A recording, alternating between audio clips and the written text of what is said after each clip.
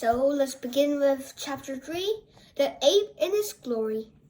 Master Horse, said Tyrion as he hastily cut the traces. How came these aliens to enslave you? Is Narnia conquered?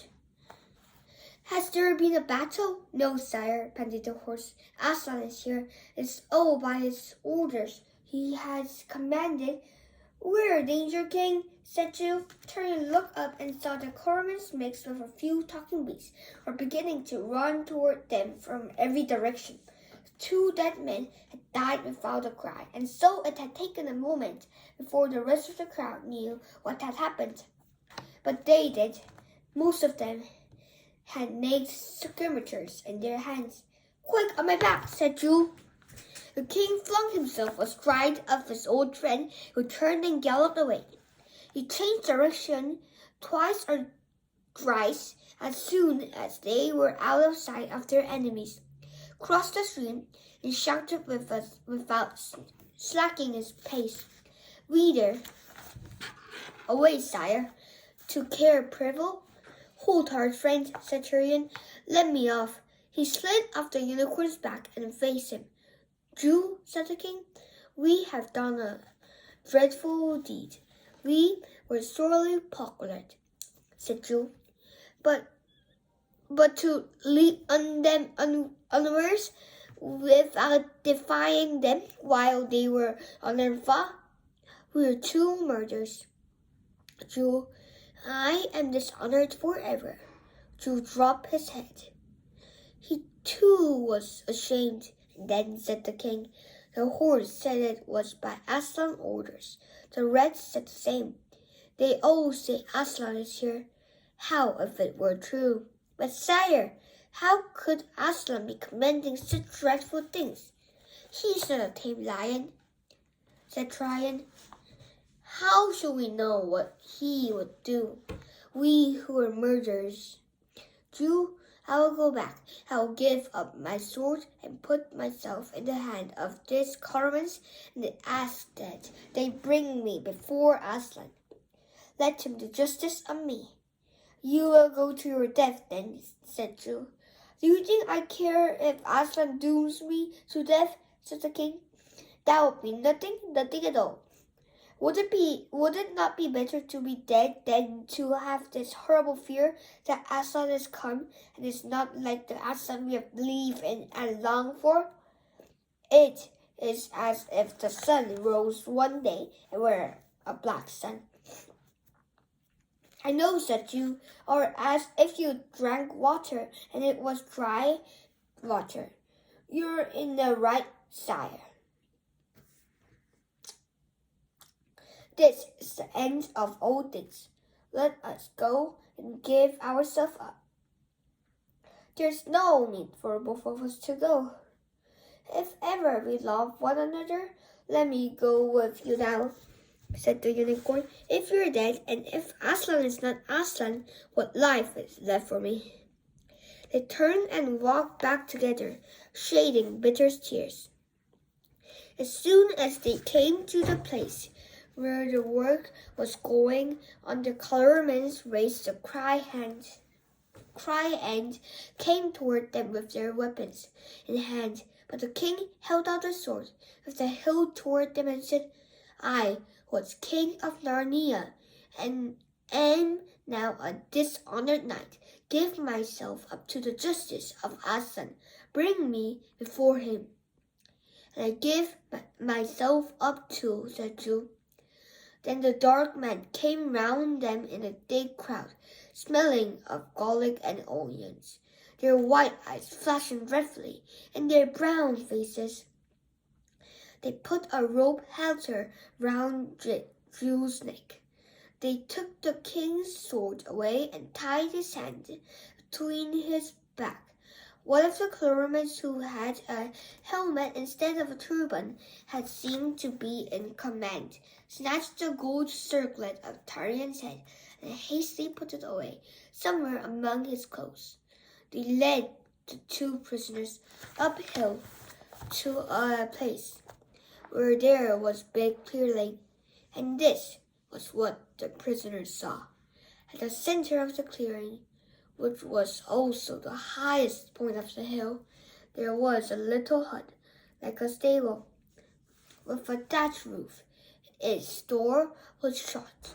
On the grass in front of the door there sat an ape, Turian and Jewel, who had been expecting to see Aslan, had heard nothing about the ape yet,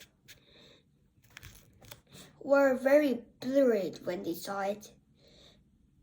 The ape was of course Shift himself, but he looked 10 times uglier than when he lived by Cauldron Pool, for he was now dressed up. He was wearing a scarlet jacket, which did not fit him very well, having been made for a dwarf. He had jeweled slippers on his hind paws, which would not stay in properly because, as you know, the hind paws of an ape are really like hands. He wore what seemed to be a paper crown on his head. There was a great pile of nuts between him, and he kept cracking nuts with his jaws and spitting out the shells. And he also kept on pulling up the scarlet jacket to scratch him. A great number of talking beasts stood facing miserably, worried and blurred. When they saw who the prisoners were, they all groaned and whimpered. "O Lord Shift, mouthpiece of Aslan," said the chief colorman, "we bring you prisoners by our skill and courage, and by the permission of the great good Tash. We have taken alive these 2 desperate murderers." "Give me that man's sword," said the ape. So they took the king's sword and handed it, with the sword belt and all, to the monkey. He hung it round his own neck and made him look sillier than ever. "We'll see about those 2 later," said the ape, spitting out a shell in the direction of the 2 prisoners. "I got some other business. First, they can wait. Now listen to me, everyone. The first thing I want to say is about nuts. Where'd that head squirrel go to?" "Here, sir," said the red squirrel, coming forward and making a nervous little bow. "Oh, you are you?" said the ape with a nasty look. "Ha! Now attend to me. Aslan wants some more nuts. This you have brought. This you have brought or nothing. Brought or anything like enough. You must bring some more. Do you hear? Twice as many, and they have got to be here by sunset tomorrow. And there mustn't be any bad ones of any small ones among them." A murmur of dismay ran through the other squirrels. The head squirrel plucked up courage to say, "Please would Aslan himself speak to us about it, if we knights might be allowed to see him." "Well, you won't," said the ape. "He may be very kind, though it's a lot more than most of you deserve. Come out for a few minutes tonight, then you can all have a look at him. But he will not have you all crowding round him and patronizing him with questions. Anything you want to say to him will be passed on through me. If I think it's worth bothering him about, in the meantime, all you squirrels had better go and see about the nuts. Make sure they are here by tomorrow evening, or my word, you will catch it." The poor squirrels all scampered away as if a dog were after them. This new order was terrible news for them. The nuts they had carefully hoarded for the winter had nearly all been eaten by now, and of the few that were left, they had already given the ape far more than they could spare. Then a deep voice that belonged to the great tusked and shaggy boar spoke from another part of the crowd. "But why can't we see Aslan properly and talk to him?" said. "When he used to appear in Narnia, the old days, everyone could talk to him face to face. Don't you believe it?" said the ape. And even if it was true, times have changed. Aslan says he's been far too soft with you. Do you see? Well, he isn't going to be soft anymore. He's going to lick you into shape this time, teach you to think he's a tame lion." A low moaning and whimpering was heard among the beasts, and after that a dead silence, which was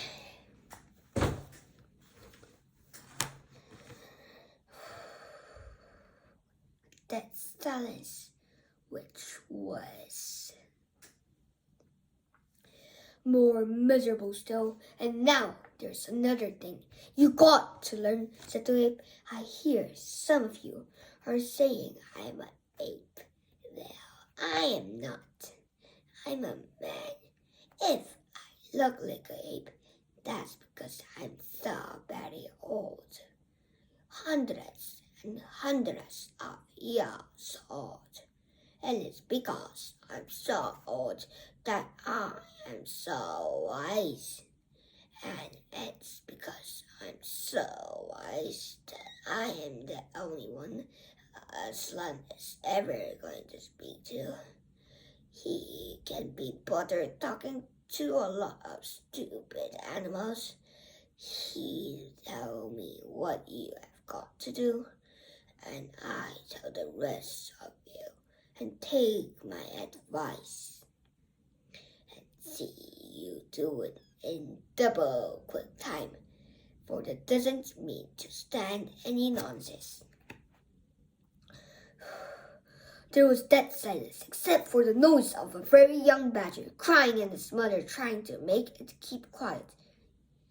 "And now here's another thing," the ape went on, fitting a fresh knot into his cheek. "I hear some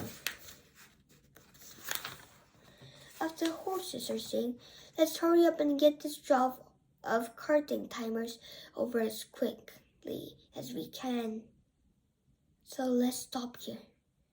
What do you think would be a carting timer, and what job that would be? So this is the quest for you to discuss this about. And let's end today. We're going to read from today 12 minutes every day. Bye-bye. So we read until 36 today.